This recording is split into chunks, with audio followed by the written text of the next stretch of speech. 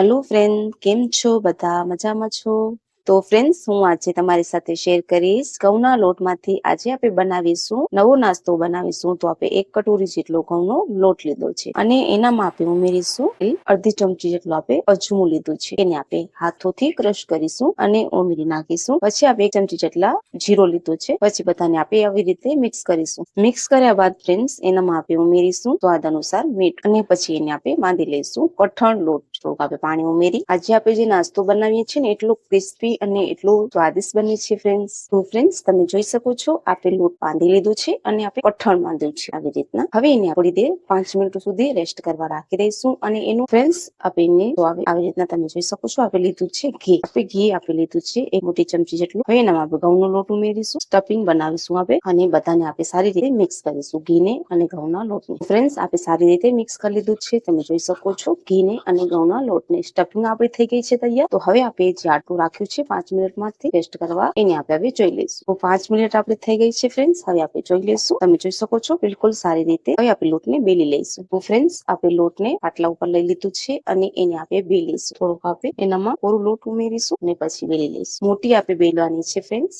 નાની બિલકુલ નહીં. જેટલું પાટલું હોય એ પ્રમાણે તમે કરજો. હવે જે આપણે બનાવી છે ઘઉંના લોટ સ્પીટિંગ બનાવી છે આપણે એ આપણે એનામાં ઉમેરીશું. આવી રીતના આખામાં આપણે ફેલાવી નાખીશું. એટલું ક્રિસ્પી અને એટલું ટેસ્ટી બને છે નાસ્તો ફ્રેન્ડ્સ. તમે એકવાર જરૂરથી ટ્રાય કરજો અને તમને મજા આવશે આ નાસ્તામાં. એટલું સ્વાદિષ્ટ બને છે તમે જોઈ શકો છો. હવે આપણે આવી રીતે ગોલ કરી નાખીશું. તો ફ્રેન્ડ્સ, આપણે ગોલ કરી નાખી છે. હવે એને આપણે કટિંગ કરી લઈશું આવી રીતે અને પછી ચાકુની મદદથી તમને કરવું હોય તો પણ થઈ જશે. જે વસ્તુ ધારવાળી હોય એનાથી થઈ જાય. હવે એને આપણે ફરીથી બેલીશું. થોડુંક આપણે કોરું લોટ લઈશું અને ફરીથી આપણે એને બેલીશું. હવે જે આપણે બનાવી છે ઘઉંના લોટની આપણે પેસ્ટ બનાવ્યું છે ઘઉંના લોટનો એ આપણે ફરીથી એનામાં ઉમેરીશું. આવી રીતે આપણે ફેલાવી નાખીશું. થોડુંક આપણે ઘઉંનો લોટ એના માથે ઉમેરીશું. પછી આપણે વળી આમ જ કરીશું અને પછી સંબુસા વાંગર આપણે બનાવીશું. આવી રીતે તમે જોઈ શકો છો અને ફરીથી એને આપણે હળવે હળવે બેલીશું આવી રીતના. હવે એને આપણે તાળી લઈશું. તો ફ્રેન્ડ્સ, આપણે તેલને ગરમ કરવા રાખી દીધું છે. હવે આપણે તાળી લઈશું. તો આપણે બંને બાજુ સારી રીતે તાળી લઈ અને એટલી ક્રિસ્પી બની છે ફ્રેન્ડ્સ. તમે એકવાર જરૂરથી ટ્રાય કરજો. રેસીપી ખૂબ જ ગમશે. ઘઉંના લોટમાંથી આપણે જે બનાવી છે ને આવી રીતના. તો આપણી બ્રાઉન કલરની થઈ જશે ને ત્યાં સુધી એને આપણે પકાવવું છે. તો ફ્રેન્ડ્સ, આપણી બંને બાજુ સારી રીતે પાકી ગઈ છે. તમે જોઈ શકો છો બ્રાઉન કલરની આપણી થઈ ગઈ છે અને આવી રીતે ઘઉંમાંથી લોટથી એટલી ક્રિસ્પી સ્વાદિષ્ટ તમે જોઈ શકો છો બંને બાજુ અને આવી રીતે ફૂલી જશે. આવી રીતના તમે જોઈ શકો છો ફ્રેન્ડ. એટલી ટેસ્ટી સ્વાદિષ્ટ બને છે કે તમે એકવાર જરૂરથી ટ્રાય કરજો અને આ રેસીપી તમને ઘઉંના લોટમાંથી હેલ્ધી છે અને ગમશે પણ ફ્રેન્ડ્સ. તો એકવાર તમે જરૂર ટ્રાય કરજો અને તમને સારું અને સિમ્પલ લાગવું હોય તો તમે મારી ચેનલને લાઈક સબસ્ક્રાઇબ કરજો. તમારે ફ્રેન્ડ સાથે તમે શેર પણ કરજો. આવી રીતે સારી આપણી રેસીપી તમારી સાથે હું શેર કરીશ. તો ત્યાં સુધી તમારું ધ્યાન રાખજો. ધન્યવાદ. બટેકો લીધું છે અને એના આપણે છલકા ઉતારી રાખીશું. પહેલે તમારા ઘરમાં છોકરાઓ કે મોટાઓને બધાને આ પસંદ આવશે. તો આપણે બટેકાના છલકા ઉતારી લઈશું. તો ફ્રેન્ડ્સ, આપણે છલકા ઉતારી લીધા છે અને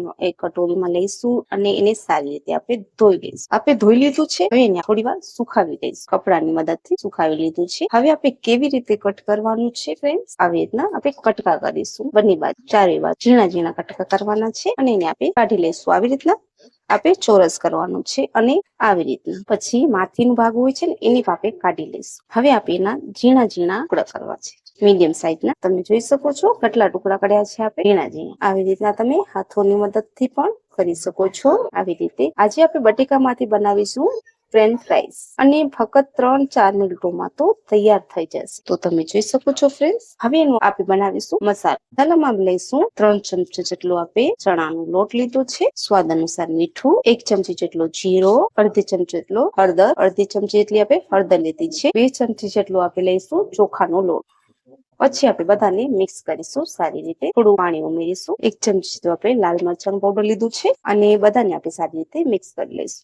થોડું પાણી ઉમેરવાનું છે, ઘણું બધું ઉમેરવાનું જરૂર નથી અને આપણે પેસ્ટ બનાવીશું સારી રીતે. જેટલું પાણી જોઈએ એ પ્રમાણે તમે પાણી ઉમેરતા જજો અને મિક્સ કરતા જજો. મીડિયમ સાઈઝનું બનાવવું છે. ઘણું બધું પતલું નહીં કે ઘણું બધું મોટું નથી કરવા. તો તમે જોઈ શકો છો કે આપણે સારી રીતે મિક્સ કરી લીધું છે. આવી રીતે તમારા ઘરમાં ને આવી રીતે જ્યારે તમને એમ થાય કે ફક્ત 3-4 મિનિટોમાં શું બની જાય. તો આવી રીતે તમે બટેકામાંથી બનાવજો તો તમને જેમ એમ થાય કે ભૂખ લાગી છે તો બટેકામાંથી તમે બનાવજો ફ્રેન્ચ ફ્રાય. એટલા ટેસ્ટી બને છે ફ્રેન્ડ. આવી રીતે આપણે પેસ્ટ બનાવી લીધું છે. હવે એને આપણે બટેકામાં આવી રીતે મિક્સ કરીશું આવી રીતના અને પછી એને આપણે તાળી લઈશું. તમે જોઈ શકો છો બધા આવી રીતે ટીપ કરીને પછી એને આપણે તાળી લઈશું સારી રીતે. તો ફ્રેન્ડ્સ આપણે તવાને ગરમ કરવા રાખી દીધું છે અને ઘણું બધું તેલ પણ નહીં ખાતું, 3-4 ચમચા તો આપણે લીધું છે અને હવે એને આપણે તાળી લઈશું. થોડુંક આપણું તેલ ગરમ થઈ જાય ત્યાં આપણું તેલ ગરમ થઈ ગયું છે. હવે એનામાં આપણે ઉમેરીશું ફ્રેન્ચ ફ્રાઈઝ. આવી રીતના આપણે કટોરામાં ટીપ કરતા જશું અને બધે આપણે ઉમેરીતા જશું અને તમે આવી રીતે સોસ સાથે ખાઓ એટલું ટેસ્ટી લાગે છે